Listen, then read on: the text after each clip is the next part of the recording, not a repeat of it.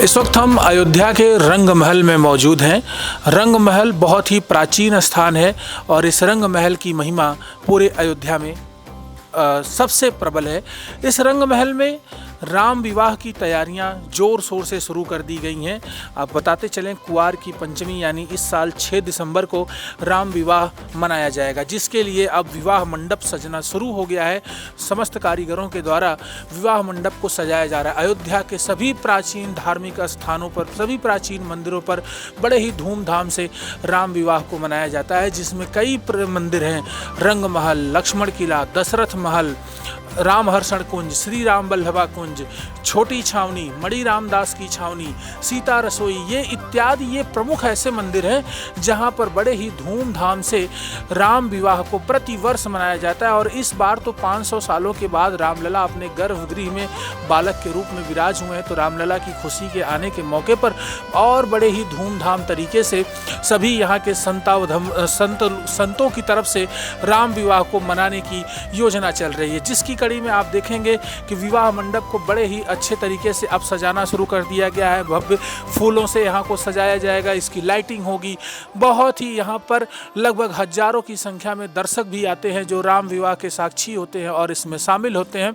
रंग महल बहुत ही प्राचीन स्थान है और यहाँ का जो विवाहोत्सव होता है यह सदियों पुरानी परंपरा के अनुसार होता है और इसके साक्षी हजारों के हजार की जनता होती है।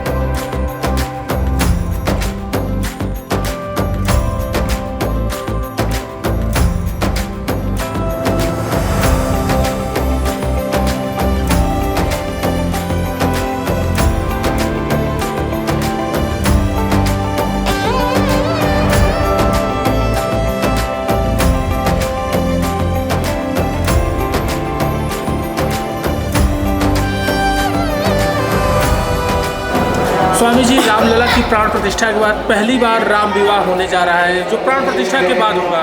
इस मौके पर आप तोताद्री मठ के पीठाधीश्वर हैं, भक्तों को क्या शुभ संदेश देंगे और किस प्रकार से राम विवाह में शामिल होने के लिए उन्हें प्रेरित करेंगे? जब नया उत्सव आता है, उत्सव तो हमेशा होता रहा, लेकिन ये उत्सव नए नए जोश और होश में रहकर एकता के सूत्र में बांधने का काम करेगा। जैसा कि आप सुनते आए हैं, सुन भी रहे हैं और उसको मान भी रहे हैं। एक हैं तो सेफ हैं और बटेंगे तो कटेंगे।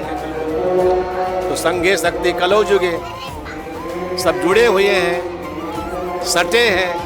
एक हैं तो सेफ हैं, बट गए तो अलग अलग धारा से छूट जाएंगे। जो धारा से छूटती है वो बारूणी बन जाती है, न पीने लायक होती है न नहाने लायक होती है। तो समाज से जो कटा तो कट गया, बेकार हो गया।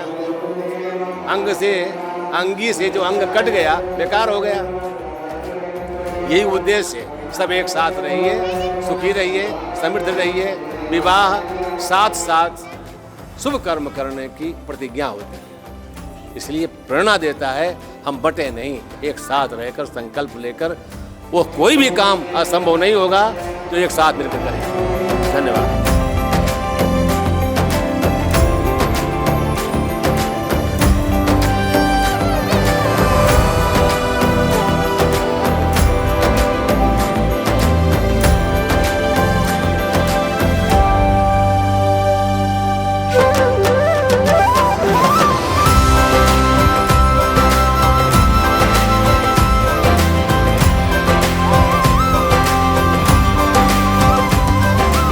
मेरे साथ प्रसिद्ध कथावाचक आनंद मूर्ति जी यानी आनंद कमल जी, जिन्हें मानस कमल के उपाधि भी दी गई है, वो जुड़ रहे हैं और इनसे आज हम जानेंगे कि 6 दिसंबर को जो अयोध्या का प्राचीन राम विवाह होने जा रहा है, जिसके लिए अयोध्या के समस्त प्राचीन मंदिर सर्वाबोर हैं, जुड़ रहे हैं, तैयारियों में लगे हुए हैं।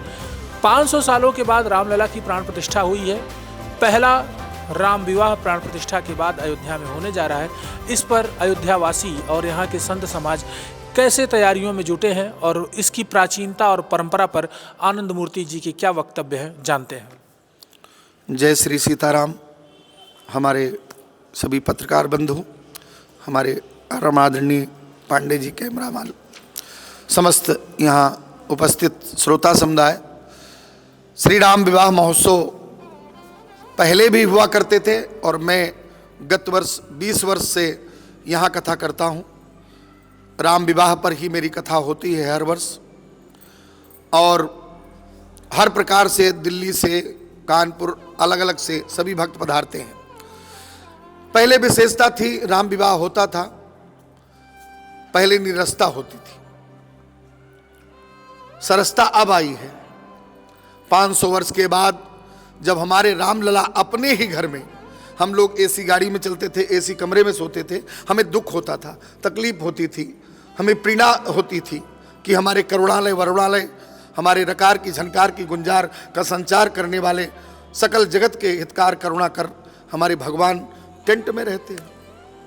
लेकिन आज भगवान कृपा से सभी भक्तों के उस आह्लाद को सुनकर के परमपिता परमात्मा ने वो निर्णय आया कि रामलला सरकार अपने घर में स्वयं अब 500 वर्ष बाद आए। तो पहले का जो विवाह था, अब के विवाह में बहुत फर्क है। अब हम लोग हर्षित हैं।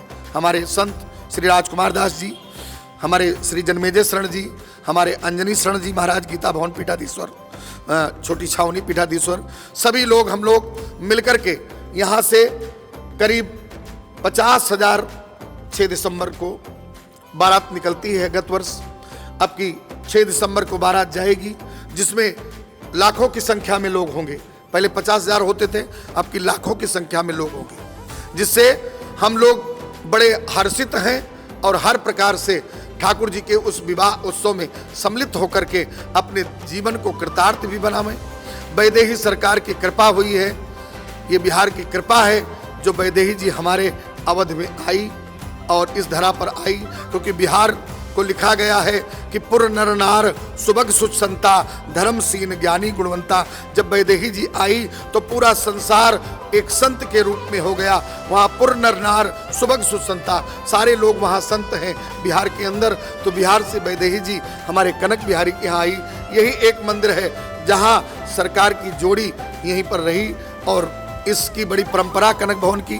कनक भवन सपने में माता कैकेयी ने देखा और देख करके दशरथ जी से याचना की। दशरथ जी ने इस कनक भवन का निर्माण कराया। इसी में जब निर्माण कराया तो प्रवेश करने जा रही थी कैकेयी माता, तो जनकपुर से दूत आया और सूचना दी कि प्रभु राम ने धनुष का खंडन किया है और वैदेही के साथ उनका पाण ग्रहण संस्कार हो रहा है, विवाह हो रहा है। तब कैकेयी जी बड़ी हर्षित हुई। उन्होंने कहा अब मैं गृह प्रवेश नहीं करूंगी, अब मैं इसको अपनी बहू के मुंह की दिखाई में दूंगी। तो सीता जी के मुख की दिखाई में ही कनक भवन उन्होंने दिया, और यही परंपरा रही है। और परंपरा के अनुसार ही अब की बार इतना सुंदर उत्सव, जैसे दीप उत्सव हुआ, भगवान के राम जन्म उत्सव हुआ, भीड़ समाई नहीं। अब इस समय भी आज देख सकते हैं आप 4,80,000 लोग दर्शन करने के लिए आए हैं। कम से कम नहीं तो 40 स्कूल के बच्चे आज आए हैं। मैं प्रातः से देख रहा हूं 40 स्कूल के बच्चे, कल आज सैटरडे है, कल संडे है, इसलिए वहां पर आए हैं। शनिवार को तो छुट्टी है, तो सब बच्चे दर्शन करने के लिए राम विवाह पर आ रहे हैं। सारे नागरिक आ रहे हैं, अभी हमारे सब भक्त आ रहे हैं। यहाँ से 25-30 हजार लोग जाते थे, लेकिन अब लाखों की संख्या में यहाँ से बारात जाएगी। वैदेही भवन कनक भवन से निकल करके सभी गाजे बाजे के साथ ये बारात अद्भुत होगी 500 वर्ष के साथ। पंडित जी, इसका जवाब नहीं होगा।